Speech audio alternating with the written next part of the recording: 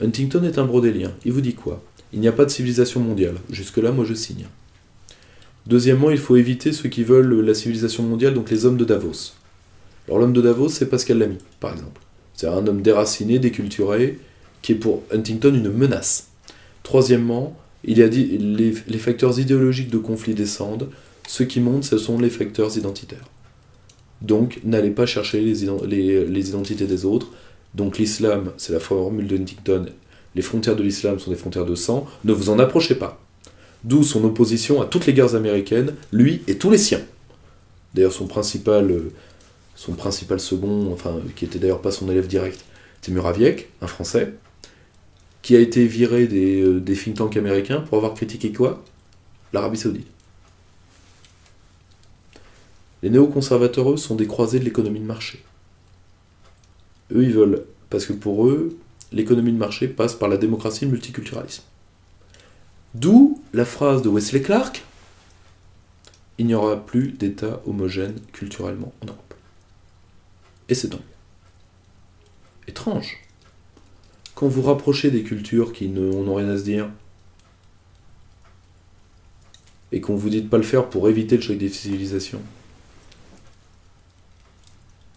là, le multiculturalisme crée des chocs qui ont toujours eu lieu historiquement. C'est pour ça qu'on a fait des États, des frontières, qu'on s'est séparés, pour pas en faire. Or, les partisans de cette théorie du choc, qui n'est que la théorie que l'identité va remplacer l'idéologie au XXIe siècle, vous disent de ne pas aller chercher les gens. Donc c'est pas tout à fait une théorie belliciste.